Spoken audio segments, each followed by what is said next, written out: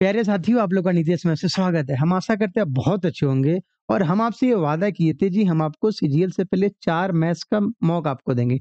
25-25 सवाल का आपको 4 मॉक दिया गया। उसमें से ये जो वीडियो है, आपके पहले मॉक का सॉल्यूशन है। आपको पहला मॉक कल रात में अपने टेलीग्राम चैनल नीतीश मैथ्स पे आपको मिल गया होगा जी। हम आशा करते हैं पूरा का पूरा बना लिए होगा और आपको जो डाउट होगा ना, वही आप इस वीडियो में देखिए। पूरे के पूरे सवाल का सॉल्यूशन मत देखिए। जहाँ जो डाउट है वही पूरा का पूरा देखना है। ठीक है जी? अब एक बात आपको ये करना है, जितना आप सवाल आपका सही हुआ था ना और जितना गलत हुआ ना, उसको आप कमेंट कर दो अपने कमेंट बॉक्स में। जैसे मान लो अगर 19 सही हुआ, 4 गलत हुआ तो लिख देना 19 सही, 4 गलत। अपना नंबर मत बताना, कितना नंबर है, कितना काट-छाँट के वो नहीं बताना। ये आप कर देना कितना सही, कितना गलत है, ताकि हमें पता चल जाएगा ना आप कितना अटेम्प्ट किए थे। कुछ बच्चे तो ज़रूर बता ही देंगे। चलिए ठीक है, शुरुआत करते हैं आज का मॉक का सॉल्यूशन। और हम थोड़ा जल्दी-जल्दी मॉक के सॉल्यूशन को निकालेंगे। यहाँ पे कॉन्सेप्ट नहीं आपको सिखाएँगे, आपको बता देंगे अच्छा सवाल ऐसे-ऐसे बनता है, आप जाओ ट्राई कर लेना ऐसे और सवाल को प्रैक्टिस कर लेना। ठीक है जी? देखो सबसे पहला सवाल है, ये सबसे पहला ही सबसे आसान सवाल था इस मॉक का। बोला गया है find the difference between the share of A and C. A और सी के शेयर का डिफरेंस बताना है, जबकि ए, बी और सी के शेयर का अनुपात 1/2:2, 2/3:2, 3/4 दे रखा है और बी का शेयर 568 दे रखा है। सबसे पहले तो आप ये देखो 1/2, 2/3, 3/4 को ना आप पहले बेस में कन्वर्ट कर लो, एकदम छोटे-छोटे अनुपात में कन्वर्ट कर लो। बोलो गुरुजी कोई बड़ा बात नहीं है। ये जो है आपका 1/2, 2/3 ये अनुपात है। ये मत समझना 3 से 3 कट गया, 2 से 2 कट गया, वो नहीं। हम ऐसे सवालों के लिए सबसे पहले क्या करते हैं, नीचे का एलसीएम लेते हैं। नीचे का एलसीएम लेंगे तो 2, 3, 4 का एलसीएम कितना आएगा? 12 आएगा। अब 2 के पहाड़े में 12 कितनी बार आएगा, उसी को न्यूमरेटर में मल्टीप्लाई करके सिर्फ उतना ही लिखेंगे। 2 के पहाड़ा में 6 बार, तो यहाँ पे 6 कम 6। 3 के पहाड़ा में 4 बार आएगा 12, तो 3 चौके 12, 4 दूने 8 और 4 के पहाड़ा में 3 बार, 3 तिये 12, 4 तिये 12, 3 तिये 9। आपका जो शेयर है वो एक्चुअली 6:8:9 में दिया हुआ है। एग्जामिनर चाहता तो ऐसे भी दे सकता था, लेकिन उसको मन था ना थोड़ा आपसे कैलकुलेशन करवाए। ऐसे कैसे आपको 74,000 का नौकरी देगा डायरेक्ट है वो। अब देखिए 6:8:9 में इन तीनों के शेयर का अनुपात है, जिसमें से बी का शेयर है 568। 568 मतलब यही 8, यही 8। तो 8 का वैल्यू कितना है दोस्त? 568 है, तो काटोगे 1 का वैल्यू 8 सत्ते 56, 8 एकम 8, 1 का वैल्यू 71 आ गया। आपसे क्या बोला है? आपसे पूछा है बी, ए और सी के शेयर का डिफरेंस पूछा है। क्या पूछा है? डिफरेंस पूछा है। अब आप हमको बताइए, ए का शेयर 6 है और सी का शेयर 9 है। इसका डिफरेंस कितना हो गया दोस्त? 3 हो गया। अरे! ए का शेयर 6 है, सी का शेयर 9 है। तो 9 में से 6 गया तो कितना? 3 और इसी 3 का आपको वैल्यू बताना है। तो 3 गुने 71, 3 एकम 3, 7 तिया 21, 213। समझ पाए क्या? तो आसान सवाल था। पेपर में हो सकता था डायरेक्ट आपको दे सकता था 6:8:9 फिर आपसे निकलवा लेता। खैर आपसे थोड़ा काम करवा लिए यहाँ पे। चलिए आगे बढ़ते हैं। हम आशा करते हैं ये सवाल आपका सबका सही हुआ होगा, पहला वाला सवाल। देखो दूसरा वाला सवाल भी दुनिया का सबसे आसान सवाल है। बोल रहा है इक्विलेटरल ट्रायंगल का इन रेडियस बताना है, आपको साइड का लेंथ दिया हुआ है। आपको पता है इन रेडियस का डायरेक्ट फार्मूला होता है, याद होना चाहिए आपको। इन रेडियस का क्या फार्मूला होता है इक्विलेटरल ट्रायंगल का? R बराबर a/2√3। अब देखिए साइड का वैल्यू कितना दे रखा है? 12 दे रखा है, 12/2√3। 2 के पहाड़े में 6 बार, 6/√3। अगर आप इसको रेशनलाइज़ कर दिएगा तो ऊपर नीचे √3 से मल्टीप्लाई करेंगे तो क्या आ जाएगा 6√3 और नीचे में 3। आपका आंसर कितना आ जाएगा? 2√3। समझ पाए क्या? देखो पहले तो ये देखो इन सर्कल इन रेडियस है ना, इन रेडियस होता है क्या? मैं आपको थोड़ा-सा रिवाइज़ करवा दूँ। मैं कोशिश कर रहा हूँ थोड़ा आपको रिवाइज़ भी करवा दूँ। जहाँ काम होगा मैं आपको रिवाइज़ करवा दूँगा। जैसे मान लीजिए ये आपका दिया हुआ है एबीसी और अगर अंदर में कोई सर्कल बना हो ना, अंदर में कोई सर्कल बना हो जो तीनों साइड के टच किया हो, उसी को हम क्या बोलते हैं? इन सर्कल बोलते हैं। और दोस्त इन सर्कल के आपका एक रिलेशन होता है डेल्टा बराबर क्या? R इंटू एस और यहाँ पे एस क्या है जी? यही आपका इन रेडियस है। अब ये जनरल किसी भी ट्रायंगल में होता है, लेकिन 2 हम लोग एक्स्ट्रा याद करके रखते हैं डायरेक्ट। एक आपका इक्विलेटरल ट्रायंगल में और इक्विलेटरल ट्रायंगल में इन रेडियस पता है? अच्छा वहाँ डेल्टा बराबर R इंटू एस से पता है डेल्टा का मतलब क्या होता है? डेल्टा का मतलब होता है जी area of the triangle. Area delta का मतलब एरिया ऑफ द ट्रायंगल। ऐसे आपको ये सब पता है, मैं कॉन्सेप्ट नहीं करवा रहा, बस मैं रिवीजन करवा दे रहा। अब देखो इक्विलेटरल ट्रायंगल है, तो इक्विलेटरल ट्रायंगल का इन रेडियस आपको डायरेक्ट याद होना चाहिए a/2√3 और अगर सर्कम रेडियस बोलेगा तो डायरेक्ट होता है a/√3। अभी देखिए अगर आपको राइट एंगल ट्रायंगल का बात हो, वहाँ इन रेडियस का बात हो, वहाँ होता है a+b माइनस c/2 जहाँ c क्या है जी? हाइपोटेनस है। तो ये 2 बात आपको पता होना चाहिए। इक्विलेटरल ट्रायंगल का इन रेडियस क्या होता है? a/2√3। राइट एंगल ट्रायंगल के इन रेडियस क्या होता है, A plus B minus C by two, जहाँ सी क्या है, हाइपोटेनस है। सर्कम सर्कल इक्विलेटरल ट्रायंगल का क्या होता है, A by root three. Right angle triangle का सर्कम सर्कल क्या होता है, हाइपोटेनस का आधा होता है। सिंपल बात है, छोटा छोटा बातें आपको पता होना चाहिए। आइए आगे बढ़ते हैं और अगले सवाल पे आते हैं। देखिए अगला सवाल आपका क्या है, ए बी सी के इफिशियंसी का अनुपात 2:5:3 दे रखा है और वो साथ मिलकर 27 दिन में काम करते हैं। तो सबसे पहले हम टोटल वर्क निकाल लेंगे। और बोला उसी काम का 4/9 पार्ट बी प्लस सी मिलकर कितने दिन में करेगा। तो आप इस सवाल को डायरेक्ट बना सकते हैं। सबसे पहले तो आप टोटल वर्क निकाल लेंगे। तो देखिए टोटल वर्क बराबर क्या होता है, ये तीनों मिलके काम 27 दिन में कर रहा है। तो इसके इफिशियंसी को जोड़ के इसके लिए गए दिन से मल्टीप्लाई कर दें। क्यों, क्योंकि टोटल वर्क बराबर होता है इफिशियंसी इंटू रिस्पेक्टिव डेज। यहाँ पे तीनों के मिला के दिन दिया हुआ तो हम तीनों का एफिशिएंसी लेंगे, इंटू कितना हो जाएगा 27। हम चाहे तो एक लाइन में सॉल्यूशन बना सकते हैं। यहाँ पे 5 3 8 2 10, 10 गुने 27 मतलब कितना जी, 270 यूनिट काम हो गया। अब आपको 270 यूनिट काम नहीं करना है, इस 270 यूनिट का आपको सिर्फ 4/9 काम करना है। मतलब 9 के पहाड़े में 30 बार, तो 30 चौक कितना 120 आपको काम करना है। और ये 120 काम कौन करना है, रुक जाइए ये थोड़ा जूम आउट हो गया, हाँ ये 120 काम कौन करना है, तो इस 120 काम को बी और सी मिलके करेगा। तो बी और सी मिलके इस 120 काम को, तो बी और सी का एफिशिएंसी कितना है 5 + 3, तो 120/8 कितना दिन जी, 15 दिन। यही आपके सवाल का जवाब है। समझ पाए क्या, बहुत आसान सवाल था। देखो इसको आप एक लाइन में कैसे लेके जा सकते थे, मैं कोशिश कर रहा एक लाइन में भी आपको समझा दूं। देखो टोटल एफिशिएंसी कितना आ जाएगा, 5 3 8 2 10, तो 10 गुने 27 आपका टोटल काम हो गया। इसका आपको सिर्फ 4/9 करना है और किससे करवाना है, बी और सी से करवाना है। मतलब इफिशियंसी कितना है इसका 8 है, तो 1/8 लिख देंगे, मल्टीप्लाई कर देंगे। अब देखिए क्या क्या कट जाएगा, 9 के पहाड़े में 3 बार, 4 के पहाड़े में 2 बार, 2 के पहाड़े में 5 बार, डायरेक्ट कितना आ गया 5 × 15। आया समझ में, तो आप डायरेक्ट भी बना सकते हैं, मैं आपको थोड़ा सा समझा दिया। ठीक है दोस्त, मैं थोड़ा जल्दी जल्दी सॉल्यूशन करूंगा, नहीं तो उससे क्या होगा ना, आपको यही 25 सवाल आपको समझाने में घंटा भर समय लग जाएगा, तो गलत है। मॉक टेस्ट का मतलब है थोड़ा जल्दी जल्दी हम लोग काम कर लेंगे। ठीक है दोस्त, देखो यहाँ पे दे रखा है, ये बहुत महत्वपूर्ण सवाल है, पेपर में अक्सर आते हैं, इसलिए इस सवाल को हम 5 स्टार देते हैं। 5 स्टार का मतलब है खाओ और खो जाओ। देखिए x का पावर 4 प्लस y का power 4 plus x square y square बराबर कुछ दे रखा है, और x square plus Y square plus x y का वैल्यू कुछ दे रखा है। तो आपको x y y plus y y x लाना है। देखिए बहुत चर्चित फार्मूला, पहले ये बहुत कम आता था लेकिन अब बहुत ज्यादा आता है। देखिए एक्चुअली होता क्या है, एक्स का पावर 4 प्लस वाई का power 4 plus x square y square को अगर आप फैक्टराइज करेंगे ना, तो पता है क्या आता है, ये कहीं ना कहीं x square plus Y square plus x y into x square plus Y square minus x y आता है। सारे बच्चे को याद है, आज के बाद आपको भी याद होना चाहिए, और हम आशा करते हैं आपको याद है ये। अब देखिए अगर आपको एक्स का पावर 4 प्लस वाई का power 4 plus x square y square का वैल्यू दी हुआ 63। अब ये 63 दो नंबर का प्रोडक्ट है, कौन कौन, x square plus Y square plus x y into x square plus Y square minus x Y.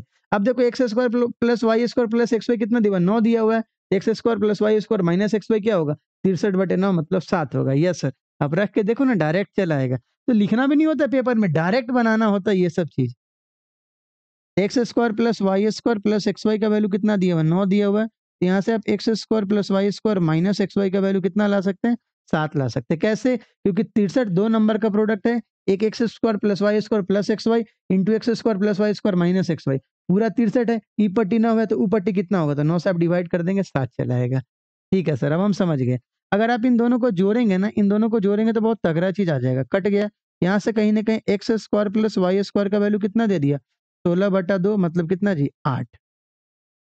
अरे हाँ या ना, अरे बोलो कैसे, अगर x square plus Y square है, दोनों साइड जोड़ोगे तो x square plus Y square plus x square plus Y square मतलब 2x square plus Y square होगा, वो 16 के बराबर है, तो मैं डायरेक्ट 2 से डिवाइड कर दिया। ठीक है ना, आप कहीं भी रख दोगे तो यहाँ से जल्दी से अगर आप कैलकुलेट कर लोगे तो एक्स वाई का वैल्यू कितना हो जाएगा, 1 हो जाएगा। गुरु जी आप ये क्यों निकाले, अभी आपको पता चल जाएगा क्यों निकाले। क्यों, क्योंकि जो आपको वैल्यू निकालना है वो निकालना है x by y plus y by x, और अगर आप इसका एलसीएम लोगे तो कितना आएगा, वाई एक्स आएगा, और ऊपर में कहीं ना कहीं x square plus Y square आ जाएगा। और अब देखो x square plus Y square कितना लेके आए हो, 8 लेके आए हो, और एक्स वाई कितना है तुम्हारा 1 है, तुम्हारा आंसर कितना आ गया 8 हो गया। ऑप्शन नंबर ए फॉर आप लौट चले। अरे हाँ है ना, बहुत आसान सवाल था, ऐसे सवाल तो आप मुंह से बना देते, बस हमें लिख के आपको बता देना था जी इसका आप काम कैसे करेंगे।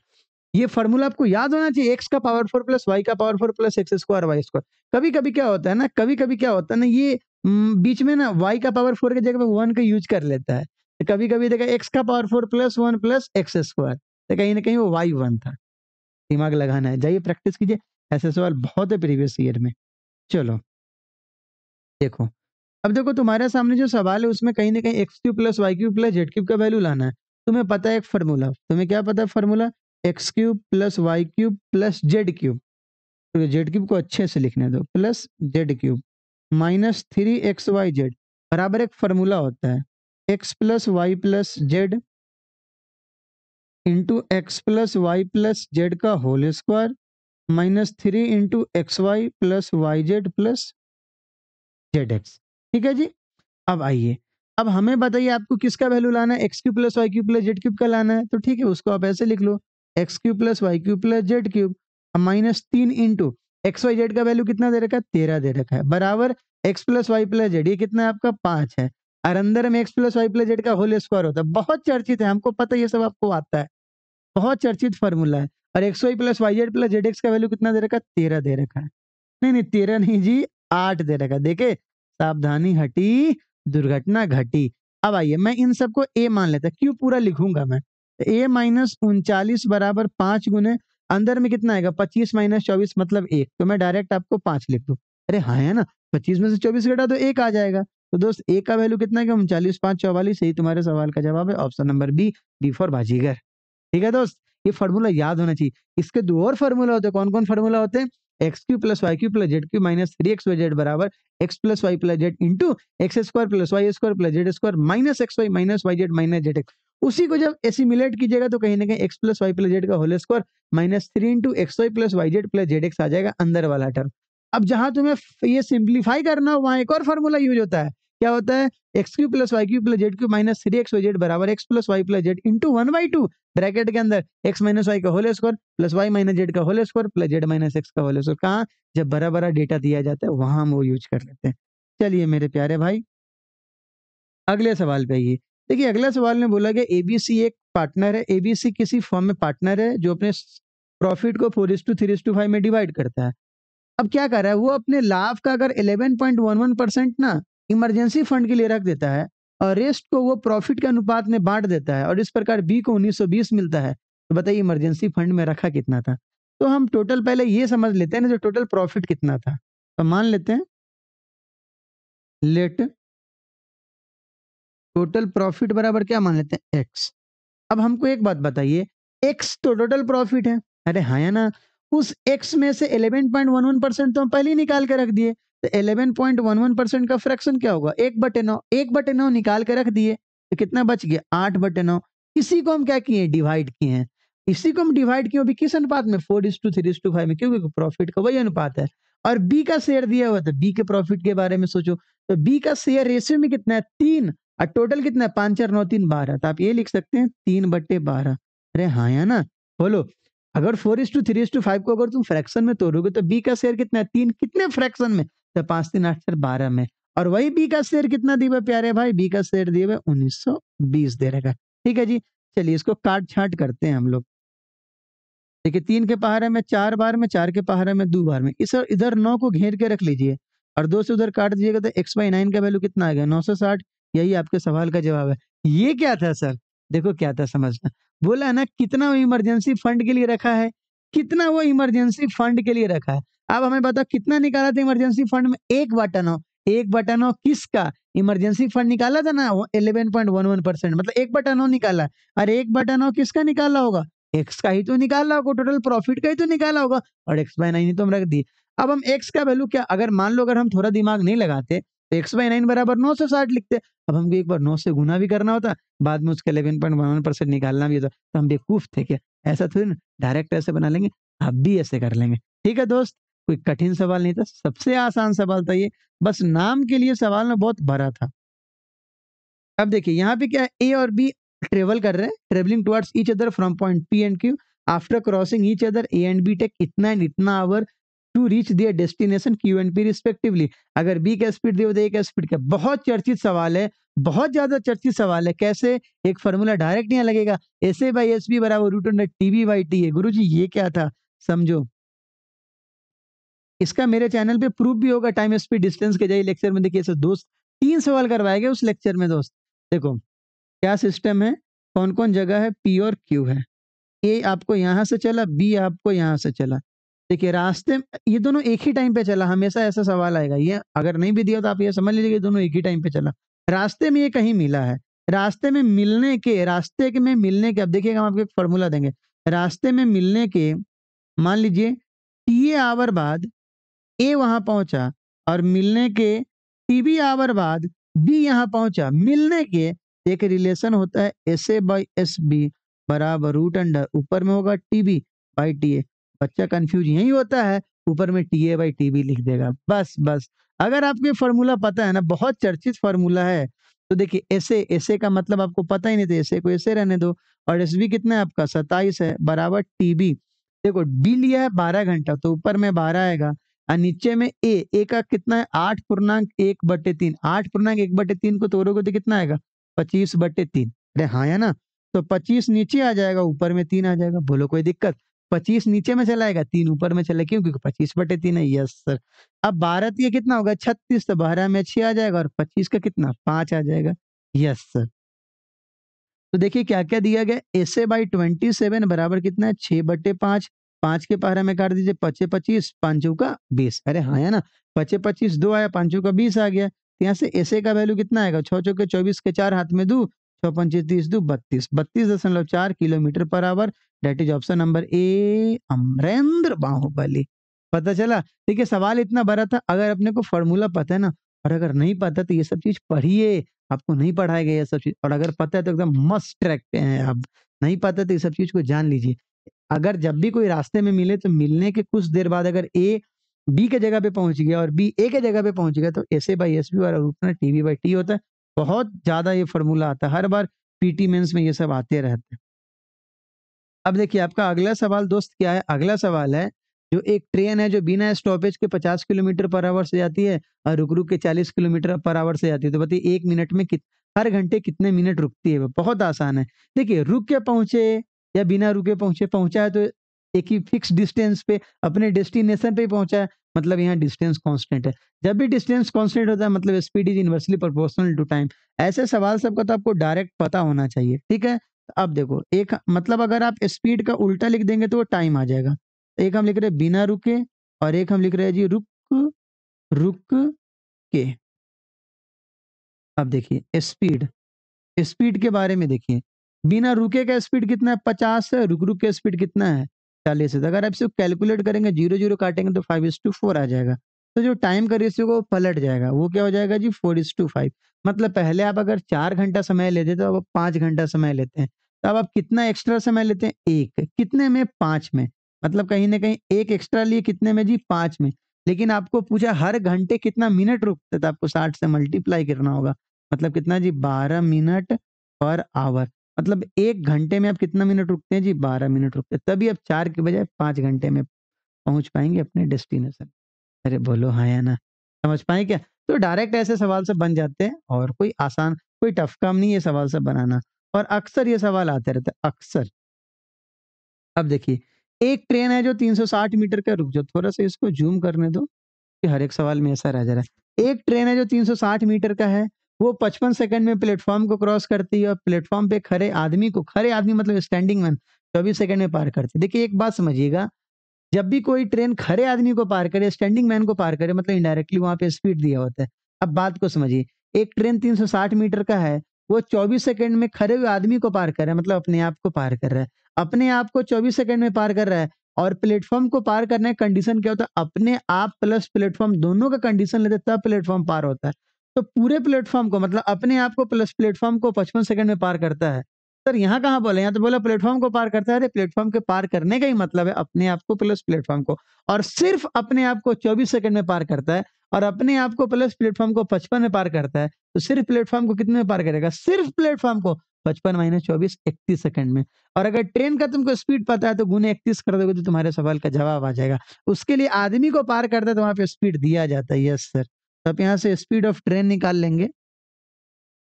स्पीड ऑफ ट्रेन कितना आ जाएगा 360/24 15 मीटर पर सेकंड। अब देखिए सिर्फ प्लेटफॉर्म को सिर्फ प्लेटफॉर्म को 55 माइनस 24 मतलब 31 सेकेंड में पार करेगा। और 31 सेकेंड में प्लेटफॉर्म को, सिर्फ प्लेटफॉर्म को पार करे, इसका मतलब प्लेटफॉर्म का लेंथ निकल जाएगा अगर स्पीड में टाइम से मल्टीप्लाई कर देंगे। देयरफॉर लेंथ ऑफ प्लेटफॉर्म बराबर कितना होगा, 15 गुने 31, 15 कम 15 के 5, हाथ में 15 ये 45, 1 46, 465। आया ना समझ में? बहुत आसान कॉन्सेप्ट था। चलिए आगे बढ़ते, अगले सवाल पे आते हैं। देखिए आपका अगला सवाल क्या है, एक रोम्बस है जिसका एक डायगोनल रोम्बस के साइड के बराबर है। एक दो में से एक डायगोनल रोम्बस के साइड के बराबर है और प्रत्येक साइड उसका 12 मीटर है, तो उसका एरिया बताना। आप याद करके रख लीजिए, जब भी देखो एक्चुअली ये जो कंडीशन है ना, ये कंडीशन होगा जी, दोनों दो कंडीशन, इस पे दो कंडीशन सेटिस्फाई करता है। अगर कोई एक डायगोनल साइड के बराबर है ना, मतलब रोम्बस का कोई एक एंगल 60 डिग्री है। और जब भी ऐसा कंडीशन आता है, जब भी एक डायगोनल तुम्हारे साइड के बराबर हो, मतलब मानो ना D1 अगर A के बराबर है, तो पता है D2 क्या आ जाएगा, √3 होगा।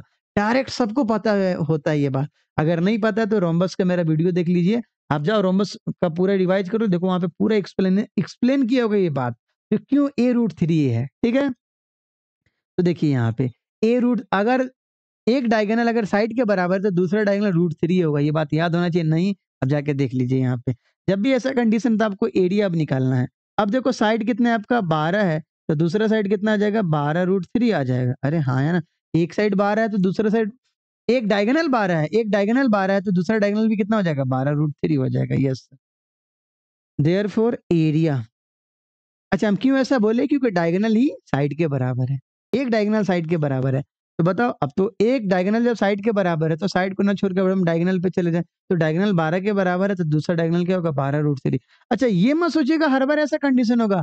जब भी ऐसा लिखा जाए एक डायगोनल साइड के बराबर हो, एक डायगोनल साइड के बराबर हो, तो ऐसा रिलेशन होता है, D1 बराबर है तो D2 बराबर √3। यस सर, अब याद रहेगा। एरिया बराबर 1/2 इंटू 12 अब काट दीजिए, तो 12 से 2 से कितनी बार में कटेगा, 6 बार में, 12 छक्के 72√3 मीटर स्क्वायर। अरे बोलो हाँ या ना, आराम से बन गया तुम्हारे सवाल का जवाब। अच्छा, ऑप्शन में गलत टिक कर दी है, देख रहे हैं। चलिए भाई, सवाल नंबर 11 पे आइए। अब देखिए 11 में क्या दिया हुआ है, जो एक आपका प्रिज्म है। अब देखो प्रिज्म पिरामिड का कम से कम फार्मूला वगैरह एक बार कॉन्सेप्ट आप जरूर रिवाइज कर लीजिएगा पेपर में जाने से पहले। देखिए एक प्रिज्म है, प्रिज्म का बेस आपका स्क्वायर है। देखो प्रिज्म आप ऐसे समझो, सिलेंडर को प्रिज्म समझ लो। सिलेंडर का बेस क्या होता है, सर्कल होता है। तो अब यहाँ पे सिलेंडर का बेस इस बार क्या है जी, स्क्वायर है। तब आप ऐसे समझिए, एक हम आपको रूपरेखा दिए, जो सिलेंडर एक्चुअली प्रिज्म के टाइप का होता है, तो नीचे आपका क्या है, स्क्वायर है। तो स्क्वायर है तो वही उसी को मान लीजिए एक धागा ऐसे लेके खींचे प्रत्येक वर्टेक्स से, तो 4 वर्टेक्स का आपका धागा खींच जाएगा और ऊपर में भी आपका बेस क्या हो जाएगा, स्क्वायर हो जाएगा। ऊपर का बात नहीं बोलेगा, आपका बेस स्क्वायर दिया, आपको समझना होगा जो प्रिज्म के नीचे का बेस होगा वही ऊपर का बेस होगा। ठीक है जी।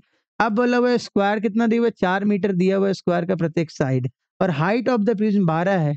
तो find the sum of the volume and the total surface area. पहली बात तो वॉल्यूम का फॉर्मूला क्या होता है प्रिज्म का, वॉल्यूम का फॉर्मूला क्या होता है प्रिज्म का, तो area of base, area of base into height. अब बताइए बेस इसका क्या है जी, बेस इसका स्क्वायर है। अगर बेस स्क्वायर है तो स्क्वायर का एरिया क्या होगा, बेस का साइड का स्क्वायर मतलब 4 का स्क्वायर। और हाइट कितना है जी, 12 है। तो आपका कितना आ गया, 4 चौके 16, 16 गुने 12, 16 12 कितना होता है जी, 192 मीटर स्क्वायर। ये आपका क्या आ गया, 192 मीटर स्क्वायर। अरे 192 मीटर क्यूब होगा ना, देख रहे हो ना, सॉरी, 192 मीटर क्यूब क्या हो गया जी, वॉल्यूम हो गया। अब तुम्हें क्या लाना है, टोटल सरफेस एरिया भी लाना है। अब टोटल सरफेस एरिया का फॉर्मूला याद कर लो। एक्चुअली अगर नहीं भी याद करोगे फॉर्मूला तो डायरेक्ट तुम्हें समझ में आ जाएगा।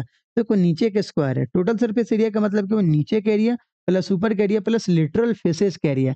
अब देखना, अगर मान लो तुम्हारा एक स्क्वायर है, तो एक स्क्वायर का 2 वर्टेक्स पकड़ो, एक वर्टेक्स से धागा ऐसे उठाओ, एक वर्टेक्स से धागा ऐसे उठाओ, फिर ऊपर में तुम धागा इन दोनों को मिलाओगे, मतलब क्योंकि नीचे तुम्हारा 4 का गैप है तो ऊपर भी 4 का गैप होगा। बोले गुरुजी ये तुम्हारा पता है क्या बन गया, ये तुम्हारा रेक्टेंगल बन गया जिसका बेस 4 है, हाइट 12 है, तो 12 चुके हैं 48। यही 48 कितनी बार, 4 बार, 48 होगा 192।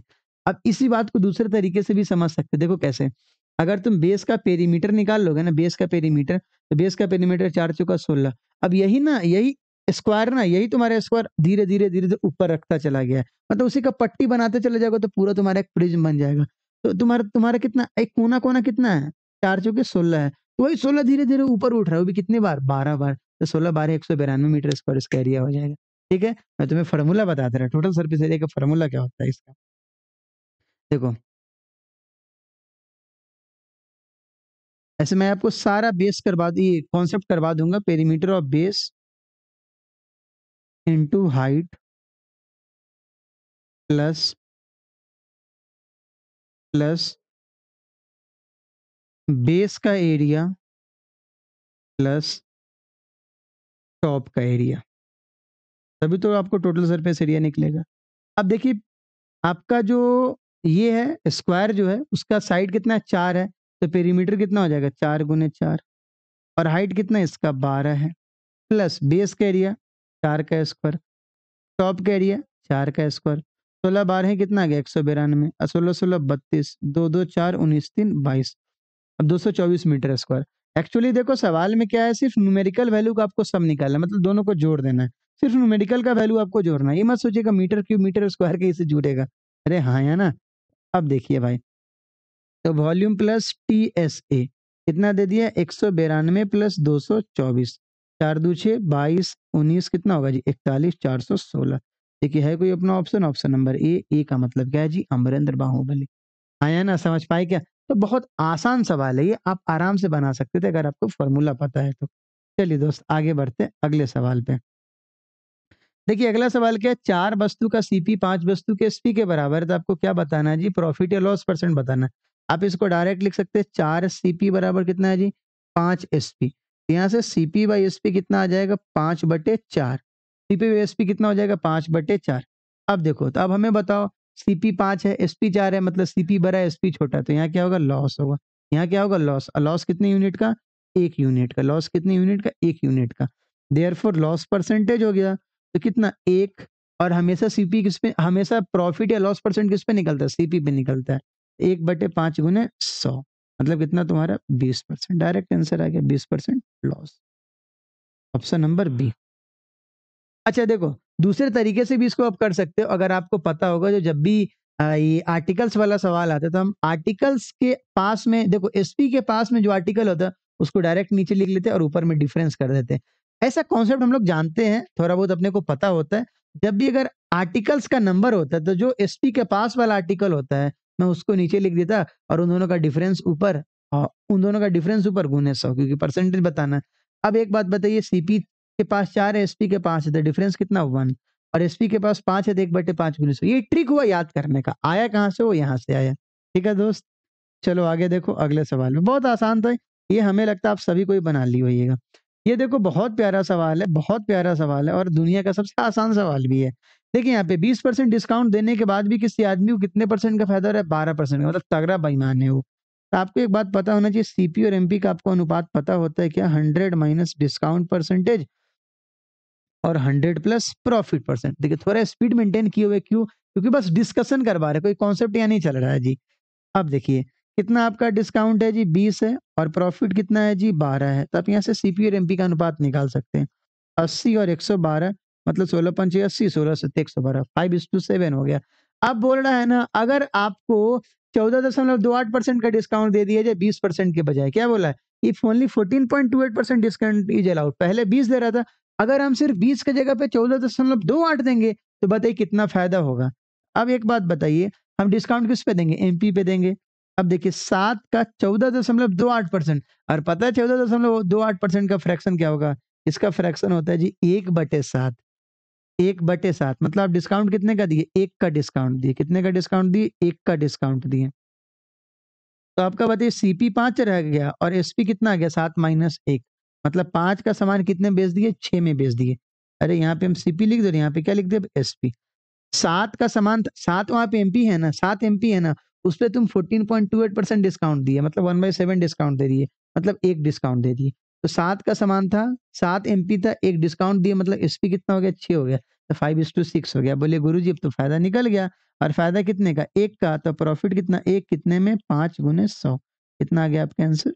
20% हो गया, आपके सवाल का जवाब आ गया। तो नंबर है। समझ पाए क्या? आसान सवाल था। ऐसे सवाल भी अक्सर पूछे जाते हैं अपने पेपर में। फ़ॉर्मूला आपको पता होगा, आराम से पता होगा। अगर आप सीजीएल का तैयारी कर रहे हैं तो आपको ये सब सब कुछ पता होगा। देखिए यहाँ पे क्या लिखा हुआ है, जो सेक 4 थीटा बराबर cosec theta plus 25 then find the value of theta. बहुत आसान है, कॉम्प्लीमेंट्री एंगल का चीज है। देखिए सेक और कोसेक आपस में बराबर कब होता है? सेक और कोसेक आपस में बराबर कब होता है? जब इन दोनों एंगल का सम 90 डिग्री होता है। कैसे? एक बात समझिए, सेक थीटा बराबर क्या होता है? Cosec 90 minus theta. जब भी ऐसा कंडीशन होगा तो दोनों के एंगल को जोड़िए ना, theta plus 90 minus theta, theta से थीटा कट जाएगा, सिर्फ 90 बचेगा। इसका मतलब जब भी ऐसा चीज दिया जाए तो इन दोनों का सम कितना है? 90 डिग्री है। तो 4 थीटा प्लस 25 बराबर कितना? 90 डिग्री। तो 5 थीटा बराबर कितना? 90 में से 25 गया तो 65, 75 मत लिख दीजिएगा। तो थीटा का मतलब कितना आ गया? 13 डिग्री। 75 लिखिएगा तो आंसर 15 आएगा। ठीक है दोस्त, आसान कॉन्सेप्ट था, यहाँ तो कुछ ज्यादा सोचना ही नहीं था। आइए, ये जो सवाल है ना, सच पूछेंगे तो कठिन भी और सच पूछेंगे तो बहुत आसान भी है। कैसे बहुत आसान है? अभी देखना। देखो कौसे बराबर साइन स्क्वायर दिया हुआ है, तो आपको वैल्यू ए का ए इंटू साइन का पावर 12 ए प्लस बी इंटू साइन का पावर 10 ए प्लस सी इंटू साइन का पावर 8 ए प्लस साइन का पावर 6 ए बराबर 1, ये भी एक कंडीशन दिया हुआ है। तो आपको वैल्यू ए प्लस बी माइनस सी का बताना है। बहुत आसान चीज है। जब भी ऐसा टर्म दिया जाए ना, तो कोशिश करो पहले पावर छोटा करने का। अगर पावर जैसे छोटा करोगे तुम्हारा काम हो जाएगा। देखो कैसे? देखो साइन स्क्वायर है बराबर क्या है? कॉस है। मतलब जहां जहां साइन स्क्वायर है ना, वहां हम कॉस लिखते जाएंगे। बोले सर साइन स्क्वायर को डायरेक्ट कैसे कॉस लिखेंगे? तो जितना पावर है सबको 2 से डिवाइड कर दीजिए, तो ए का पावर ए इंटू साइन का पावर 6 से बन जाएगा। नहीं आया समझ में? अच्छा कम समझ में, चलो पूरा कर दे रहे। ए इंटू बोले गुरु जी थोड़ा जल्दी जल्दी मत बताइए, यहाँ पे पावर क्या हो जाएगा? 6। हाँ सर अब सही है, अब सही है sir. B into sine square A का पावर कितना जी? 5। सी इंटू साइन और ए का पावर कितना जी? 2 प्लस साइन क्यूब ए, नहीं नहीं क्यूब, हाँ क्यूब ए का स्क्वायर बराबर 1। ऐसा कुछ दे रखा है अपने सवाल में। ठीक है दोस्त, आइए अब हम यहाँ पे क्या लिख देंगे? साइन स्क्वायर ए की जगह पे क्या लिखेंगे? कॉस ए लिखेंगे। यहाँ पे क्या जाएगा? कॉस का पावर 6 है। ठीक है। अच्छा रुक जाओ, यहाँ पे साइन का पावर 4 है करते वैसे कोई दिक्कत नहीं है, बट फिर भी हम लोग यहाँ थोड़ा इसको मिटा के अरेंज अच्छे ऑर्डर में लिख लेते हैं। ठीक है ना? ऊपर नीचे हो गया तो उससे कोई समस्या नहीं था, बट फिर भी हम लोग अच्छे से लिख लेते हैं। प्लस सी इंटू साइन स्क्वायर का पावर 4 है प्लस साइन स्क्वायर ए का पावर 3 है। ठीक है ना? और बराबर 1 दे रहे हैं। चलो अब देखो यहाँ पे, तो ए इंटू कॉस का पावर 6 है, क्यों? क्योंकि साइन स्क्वायर ए बराबर कॉस से है। प्लस बी इंटू कॉस का पावर 5 है प्लस सी इंटू कॉस का पावर 4 ए प्लस कॉस क्यूब ए बराबर 1। जैसे हम ऐसा चीज देखते हैं ना जहां पावर 6 दिखे, पावर 3 दिखे, मतलब कहीं ना कहीं यहाँ क्यूब का चर्चा है। अब देखो एक हम तुम्हें क्यूब दिखाते हैं। जब भी ऐसा ये सिस्टम सब आए, कोशिश करो क्यूब के बारे में सोचने का, क्योंकि पावर 6 भी पावर 3 भी है, तो जब तक क्यूब नहीं करेंगे तब तक आएगा नहीं। देखो कॉस का पावर 6 है, मतलब कहीं ना कहीं ये कॉस स्क्वायर का क्यूब है, और कॉस क्यूब है मतलब कॉस क्यूब, कॉस का क्यूब है। मतलब ये जो टर्म है ना, ये जो टर्म है ना, थिंक, ये जो टर्म है ना, ये कहीं ना कहीं cos square A plus cos A का क्यूब लिखा हुआ है। ये कहीं ना कहीं cos square A plus cos A का क्यूब लिखा है। सर हम कैसे समझे? एक बार प्रूफ कर दीजिए। चलो प्रूफ कर देते हैं। अब देखो ए प्लस बी का होल क्यूब क्या होगा? A cube plus B cube. A plus B का होल क्यूब क्या होगा? A cube plus B cube plus 3 A B into A plus B. Yes sir. अब देखिए यहाँ पे हम लिख देंगे कॉस स्क्वायर ए का क्यूब, मतलब कॉस का पावर 6 है, प्लस कॉस क्यूब ए को बाद में लिखते, क्यों? क्योंकि वहां पे कॉस क्यूब ए लिखा हुआ है बाद में। चलो प्लस 3 इंटू ए बी, तो cos square A into cos A into cos square A plus cos A plus cos cube है। Yes sir. अब थोड़ा बहुत अपने को दिखने लगा। ऐसे प्रॉपर्टी सब आपको पता होना चाहिए, आपके क्लास नोट्स में ये सब लिखा होना चाहिए। ऐसे सवाल सब अक्सर आते भाई, ऐसे सवाल। अब देखिए कॉस का पावर 6 है। अब देखो कॉस स्क्वायर इंटू कॉस है मतलब कॉस क्यूब है, और कॉस क्यूब है इंटू कॉस स्क्वायर है मतलब कॉस का पावर 5 है। तो 3 कॉस का पावर 5 है, प्लस देखो कॉस क्यूब है इंटू कॉस है मतलब कॉस का पावर 4 है। तो 3 कॉस का पावर 4 ए प्लस कितना आ गया बाबू? कॉस क्यूब ए आ गया। जब आप इसको कंपेरिजन करेंगे ना, जो सवाल आपका दिया हुआ है, अगर आप उसे कंपेरिजन करेंगे ना, तो ए के पावर ए इंटू कॉस का पावर 6 है और यहाँ कॉस का पावर 6 है, मतलब गारंटी यहाँ से ए का वैल्यू कितना आ गया? जब कंपेरिजन करेंगे तो ए का वैल्यू कितना आ गया? 1 आ गया।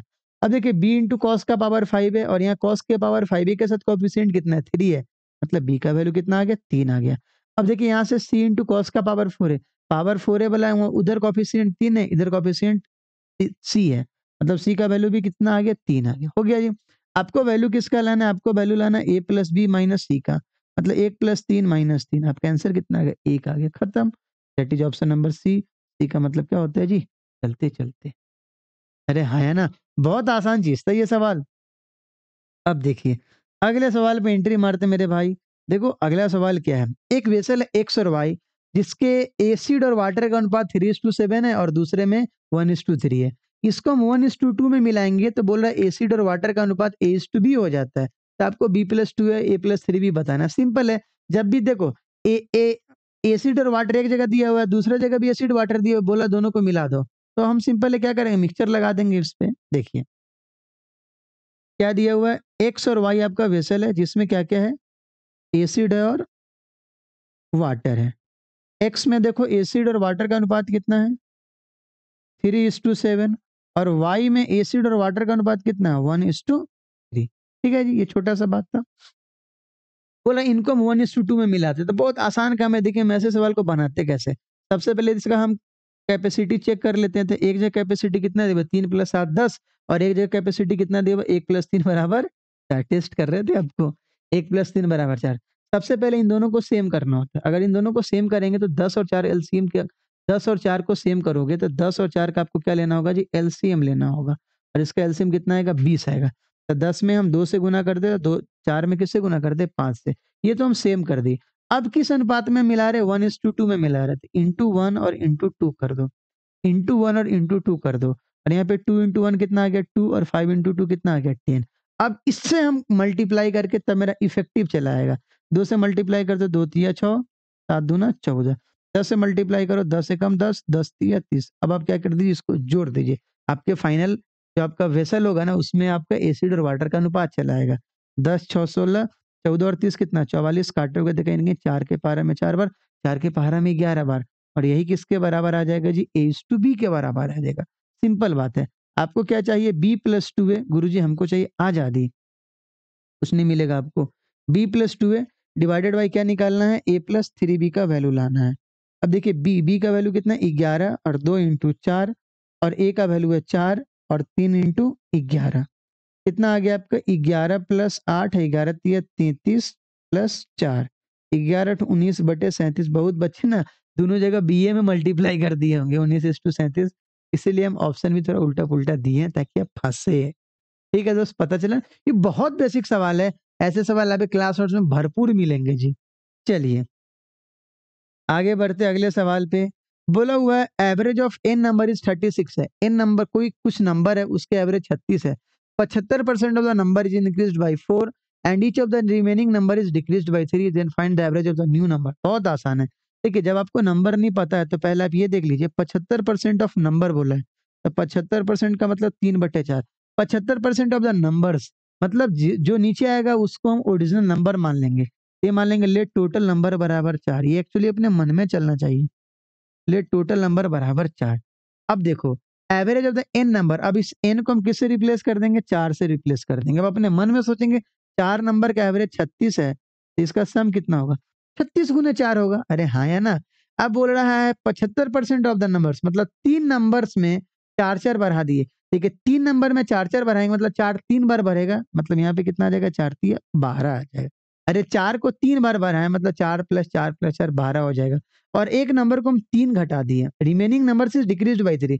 अब सोचिए ना 4 में से 3 पे काम हो गया तो एक ही नंबर बचा ना, और एक नंबर बचा मतलब हम एक बार हम यहाँ पे क्या 3 घटा दें। ये कौन 3 है, सवाल में बोला है नंबर इज डिक्रीज्ड बाय 3, वो वाला 3 है। और टोटल नंबर कितना माने थे, 4, तो डिवाइड कर दो, आपका एवरेज चला आएगा। गुना भाग मत करना। 36 अभी तुम्हें समझाते हैं, 36 × 4/4, अब 12 में से 3 गया 9/4, 4 से 4 कट गए हैं 36, और 9/4 का मतलब क्या, 2.25, 36 2 38, 38.25, यही तुम्हारे सवाल का जवाब है। अरे हाँ है ना। हमने टोटल नंबर ही 4 मान ली, क्यों, क्योंकि 75% ऑफ द नंबर्स बोला था, जिसके अगर हम परसेंटेज को तोड़ते तो हमेशा वो ओरिजिनल के रिस्पेक्ट में टूटता है, नंबर के रिस्पेक्ट में टूटेगा। हमने माना टोटल 4 नंबर है, तो 4 नंबर का एवरेज 36 दिया हुआ है, मतलब सम हो जाएगा 36 × 4। अब बोला 75% ऑफ द नंबर्स, मतलब 3 नंबर्स को 4-4 बढ़ा दी, मतलब 4 बार 3 बढ़ा मतलब 12 बढ़ा, और रिमेनिंग नंबर्स एक नंबर है बच गया, उसको 3 घटा दी तो -3 करके 4 से डिवाइड कर दो, तुम्हारे सवाल का जवाब आ गया। ठीक है दोस्त? चलो अगले सवाल पे एंट्री मारो। अब देखो x का पावर 4 प्लस 1/x का पावर 4 बराबर 1154 दिया हुआ है। तो आपको x प्लस 1/x लेना है। बहुत आसान काम है। भाई 1154 में एक बार 2 जोड़ोगे तो 1156 आ जाएगा। वो कहीं न कहीं x square plus 1/x square का होल स्क्वायर आ जाएगा। वो कितना आ गया तुम्हारा 34 आ जाएगा। फिर 34 में 2 जोड़ोगे 36 आ जाएगा। 36 का स्क्वायर रूट करोगे 6 आ जाएगा। ऑप्शन नंबर ए खत्म। ये क्या था सर?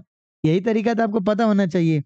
x का पावर 4 प्लस 1/x के पावर 4 में अगर आप 2 जोड़ देंगे, कहीं न कहीं ये 1154 प्लस 2 आ जाएगा। क्यों? क्योंकि अगर आप ऐसा काम करेंगे, ये कहीं न कहीं x square plus 1/x square का होल स्क्वायर हो जाएगा और उधर 1154 प्लस 2 कितना होगा 1156 और ये कहीं न कहीं किसका स्क्वायर है? 34 का स्क्वायर है। अब देखो x square plus 1/x square किसके बराबर हो गया? 34 के बराबर हो गया। अब तुम्हें x पे जाना है। इसके लिए तुम क्या कर दो, दोनों साइड प्लस 2 जोड़ दो। ये कहीं न कहीं x प्लस 1/x का होल स्क्वायर हो गया, जो आपका 36 हो गया। x प्लस 1/x कितना आ गया? 6 आ गया। हो गया तुम्हारे सवाल का जवाब आ गया। खैर ये सवाल दुनिया का सबसे आसान सवाल था। अब देखिए अगला सवाल भी बहुत अच्छा सवाल है और दुनिया का ये भी सबसे आसान है। बोला है किसी पाइप के रेडियस r है और वो टंकी को 40 मिनट में भर देता है। तो अगर पाइप का रेडियस 2r/3 हो तो टंकी कितना देर में भराएगा? अब बात को समझो। जब भी पाइप आएगा तो पाइप में से जो पानी निकलता है ना वो क्रॉस सेक्शन के एरिया पे डिपेंड करता है। मतलब जो एफिशिएंसी होगा ना, वो जो एफिशिएंसी होगा ना, वो कहीं न कहीं एरिया पे डिपेंड करता है। और एरिया क्रॉस सेक्शन क्या होता है? r स्क्वायर, पाई r स्क्वायर। और पाई तो कांस्टेंट है, इस पे डिपेंड नहीं करेगा, आर स्क्वायर पे डिपेंड करेगा।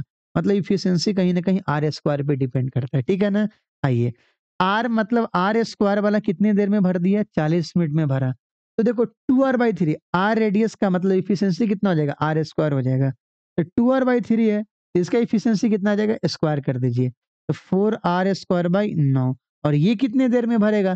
तो टोटल वर्क में अगर आप एफिशिएंसी से डिवाइड कर देंगे, क्या आ जाएगा? आपका टाइम आ जाएगा। कीजिएगा तो कहीं न कहीं कितना आ जाएगा? 90 मिनट आ जाएगा। यही आपके सवाल का जवाब है। अरे हाँ या ना?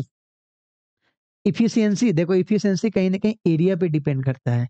और क्यों? क्योंकि ये जो पानी निकलेगा वो कहीं न कहीं क्रॉस सेक्शन के एरिया से निकलेगा। अरे आप खुद सोचो ना, इतना बड़ा पाइप है तो ज़्यादा पानी निकलेगा, छोटा पाइप है तो कम पानी निकलेगा। सिंपल एरिया पे डिपेंड कर रहा है और एरिया कहीं न कहीं पाई आर स्क्वायर होता है। पाई तो कांस्टेंट है तो आर स्क्वायर पे डिपेंड करेगा।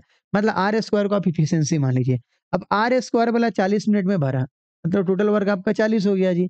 अब बोला अब आर के बदला एफिशिएंसी 2r/3 से भर रहे हैं मतलब 4r² 9 एफिशिएंसी हो जाएगा। उससे कितना देर में भराएगा? तो टोटल वर्क को एफिशिएंसी से डिवाइड कर दो आपका टाइम आ जाएगा। खत्म। चलिए, अब देखिए अगला सवाल क्या है? किसी इलेक्शन में खड़े हुए आदमी और उसमें 2 आदमी खड़ा हुआ है। ए को मिला 37% और वो 338 वोट से हार गया। और ये बोला गया है जो मानना है सारे के सारे वोट्स वैलिड थे, कोई भी वोट इनवैलिड नहीं था। देखिए ए को कहीं न कहीं 37% वोट मिला है, तो बी को कहीं न कहीं 100% में से अगर आप 37% घटाएँगे तो कहीं न कहीं ये कितना आएगा 63%। और वो जो 338 वोट है ये इन दोनों के पाए गए वोट का डिफरेंस है, तभी तो पता चले कितने से हारा। अगर आप यहाँ पे डिफरेंस निकालेंगे तो ये कहीं न कहीं कितना आएगा जी? 26% डिफरेंस आएगा। और यही 26% किसके बराबर है? 338 के बराबर है।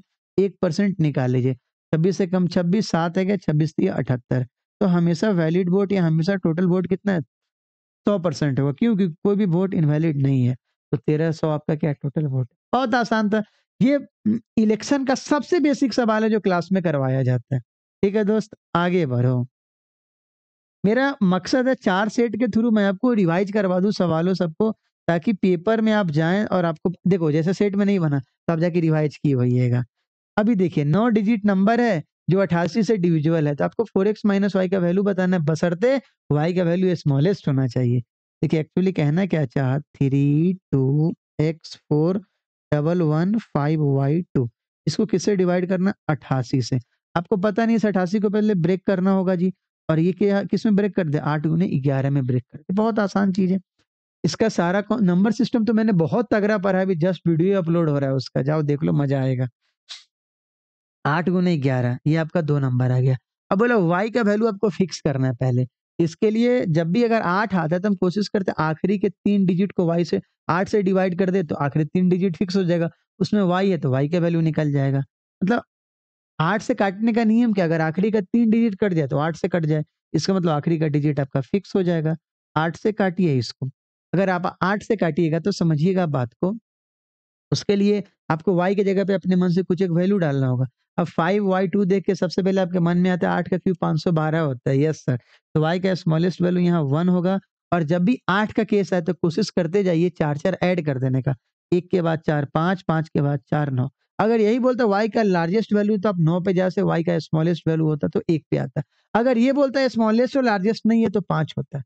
ये सर ये 2-3 कहाँ गया? आप 2-3 रख के देखो ना, नहीं कटेगा।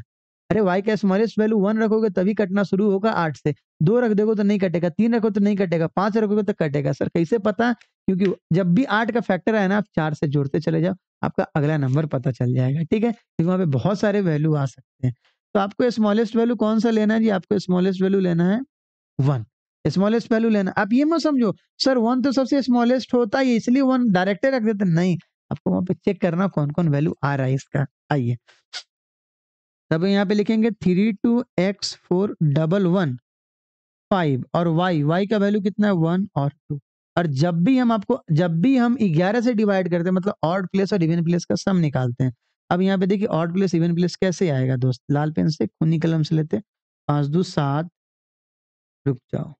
हाँ, 5 दूँ 7, 7 1 8, 8 plus x, 8 plus 3, 11 plus x।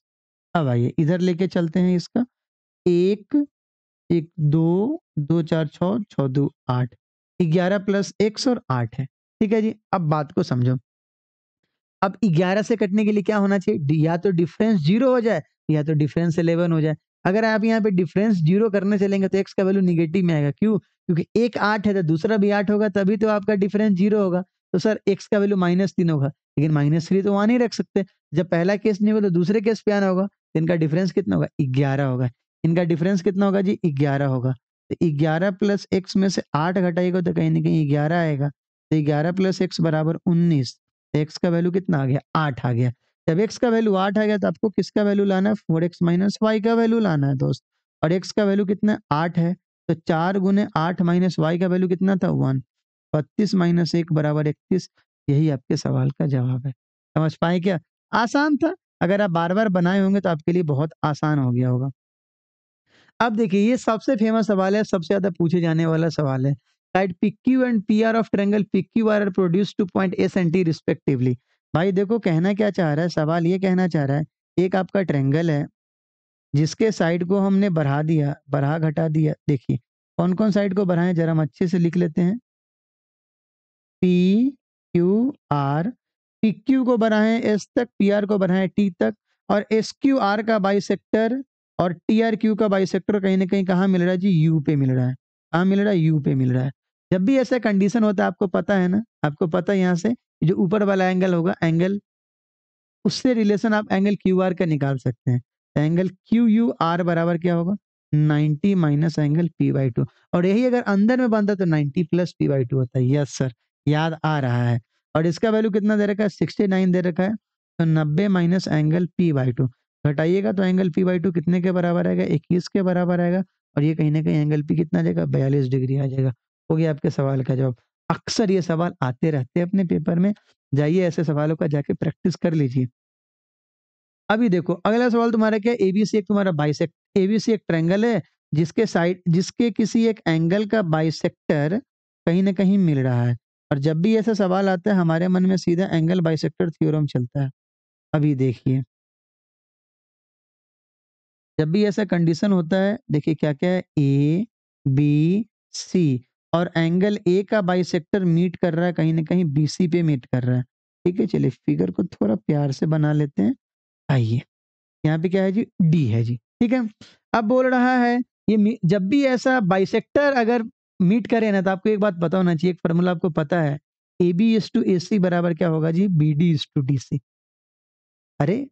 Angle A का बाइसेक्टर है तो आपको पता है ना, AB इज़ टू AC बराबर क्या होता है? BD इज़ सबसे फेमस फ़ॉर्मूला है ये और दुनिया में सबसे ज़्यादा सवाल पूछे जाने वाला ये फ़ॉर्मूला है प्यारे भाई।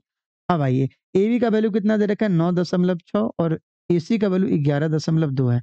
मतलब कहीं न कहीं आप 9.6 का अनुपात 11.2 से निकालिएगा, तो काटिएगा तो 24 से 4 बार में 24 से मत काटिए, 16 से काटिए। 16 से 6 बार में और 16 से 7 बार में 6:7 आ जाएगा। मतलब ये जो बेस है वो भी किस रेशियो में डिवाइड हो जाएगा? 6:7 में डिवाइड हो जाएगा। अब देखो बीटी का वैल्यू कितना दे रखा है, लाल कलम खूनी कलम से लिखते हैं। ये कितना है जी? 5.4 है। तो आपको डीसी का वैल्यू पहले लाके तभी तो पेरीमीटर निकलेगा। मतलब 6 का वैल्यू दिया है और 7 का निकालना है। Yes sir. तो 6 का वैल्यू कितना है? 5.4, 1 का वैल्यू कितना होगा? 0.9। अब यहाँ से 7 का वैल्यू कितना होगा? 7 गुने 0.9 मतलब 6.3 हो गया। 6.3 यहाँ लिख दिए। अब आपको पेरीमीटर बताना है। इसके लिए तो सबका सम चाहिए। मतलब 9.6 प्लस 11.2 प्लस 5.4 प्लस 6.3। आइए इसको जोड़ते हैं। अगर आप शुरुआत के दोनों को जोड़िएगा तो कितना आएगा? 20.8 और इधर को जोड़िए तो 11.7 जोड़िएगा तो कहीं न कहीं 20-11 कितना आ गया? 31, 31 एक 32, 32.5 आ जाएगा। वही आपके सवाल का जवाब है। आया समझ में? ये मेरा काम क्या है आपको बता दूँ, अच्छा ऐसे सवाल को जाओ प्रैक्टिस कर लो। ये एंगल बाइसेक्टर थ्योरम का सबसे अच्छा सा और सबसे बेसिक सवाल है ये। सबसे बेसिक सवाल है ये। आई होप आपको समझ में आ गया होगा। जाओ रिवाइज़ कर लो अगर आप ऐसे सवालों से आप वंचित रह गए हैं तो। अब देखिए आपके सामने जो सवाल दिया गया है वो सवाल क्या है?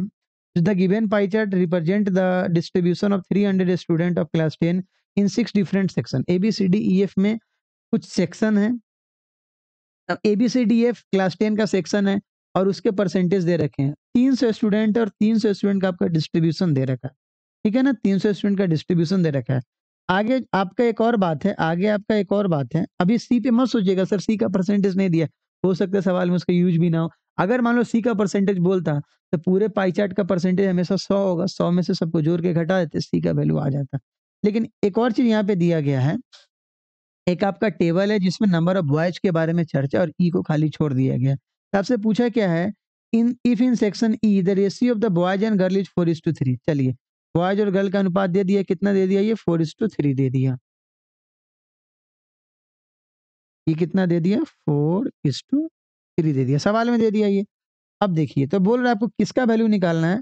Then find the ratio of the number of girls in section B. Section B में कितना गर्ल्स है वो, और सेक्शन ई में कितना गर्ल्स है वो आपको निकालना है। सबसे पहले तो सेक्शन बी के बारे में सोचते हैं। देखिए सेक्शन बी में बॉयज कितना है? 36 है और पहले टोटल स्टूडेंट निकाल लेते हैं। तो देखिए बी में 300 का 18% मतलब कहीं न कहीं आपका 54 आपका टोटल स्टूडेंट है। 54 में से क्या है? 26 आपका बॉयज है, तो कहीं न कहीं क्या 28 क्या आ जाएगा? गर्ल्स है। आइए अब ई पे चलते हैं। ई पे कहीं न कहीं 14% है। 14% किसका? 300 का, मतलब 42 है।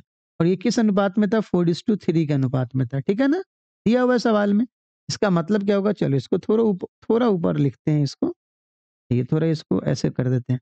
4 3 7, 7 का वैल्यू आपका 42 है, 1 का वैल्यू 6 है। तो बॉयज कितना हो गया? 24 हो गया और गर्ल्स कितना हो गया? 18 हो गया। आपको क्या चाहिए? आपको बी के गर्ल्स और ई के गर्ल्स का अनुपात चाहिए। मतलब 28 और 18 का अनुपात चाहिए। यही चाहिए ना जी? तो 28 और 18 का अनुपात कितना होगा? 14:9 होगा। That is option number C. समझ पाए क्या? ये बहुत आसान चीज़ था। बोला गया बी का पहले गर्ल्स निकालो। तो पहले बी का टोटल स्टूडेंट निकाल लो। बी का कितना परसेंट है? देखो बी का कितना है आपका? 18% है। तो 300 का 18% 54 है। 54 में 26 बॉयज़ है मतलब 28 गर्ल्स है। और देखिए ई में 14% है टोटल आपका स्टूडेंट 300 का मतलब 42 हो गया। उस 42 को 4:3 में बाँट दो, वहाँ से गर्ल्स निकाल दो, दोनों का तुम रेशियो बता दो, बात खत्म। अब आइए जो आपका अगला सवाल है वो देख लो दोस्त। ये दिया हुआ है from the following table how many patient were in the age group 40 से 60। आपको 40 से 60 में बताना है। और यहाँ पे लेस देन का ग्राफ है। आप एक बात देखो, आपको जब भी आपके दिमाग में ऐसा आता है, मतलब क्लास 9 10th में जो स्टैट्स पढ़ते थे, स्टैटिस्टिक्स पढ़ते थे ना आप मेरे भाई, वहाँ मीन मीडियन मीडियन वाला ग्राफ ऐसे ही आता था कि आपको वहाँ निकालना होता था। यस सर याद आ रहा है। अगर वो नहीं भी याद आ रहा तो आप यहाँ पे डायरेक्ट भी बता सकते हैं। देखिए 40 से 60 का आपका बताना है गैप। तो 40 से 60 के गैप में देखिए 29 से लेके 45 है। तो आप डायरेक्ट बता सकते हैं 45 में से 29 गया तो कितना आ गया? 16। That is option number D. लेकिन इसी चीज़ को अगर आपको समझ के बनाना है तो समझो, देखो यहाँ पे बोला गया लेस देन 10 में नंबर ऑफ पेशेंट 11 है। तो आप कोशिश करो आप ऐसे लिख लो 0 से लेके 10 साल तक पेशेंट कितना है? 11 है। अब देखो लेस देन 20 में सब इंक्लूडेड है, 0 से लेके 20 तक है। लेकिन हम 0 से 10 तो लिख चुके हैं, तो हम इसको 10 से 20 लिख सकते हैं। अब देखो 10 तक तो 11 है, तो 10 से 20 में 15 में से 11 मतलब 4 हो जाएगा। Yes sir. अब हम 20 से 30 जाएँगे। देखिए लेस देन 30 में 22 है, लेस देन 30 में कितना है? 22 है, उसमें सब इंक्लूडेड है, 30 तक इंक्लूडेड है, 20 तक 15 है, तो 20 से 30 क्या होगा? 22 माइनस 15 मतलब 7 होगा। Yes sir. अब हम 30 से च इसी प्रकार 30 से 40 का कितना होगा बोलिए? तो 29 में से 22 गया तो 7 होगा। Yes sir. अब हम समझ रहे हैं धीरे-धीरे सर। आइए, आगे आपका 40 से 50 कितना? 35 में से 29 गया 6। आगे आपका 50 से 60 कितना होगा? 45 में से 35 गया 10 और 60 से 70 कितना होगा बोलो? 50 में से 45 गया 5। तुम्हें क्या चाहिए? तुम्हें 40 से 60 के बीच में चाहिए। मतलब 40 से लेके और 60 तक ही चाहिए। मतलब 6 प्लस 10 कितना जी? 16।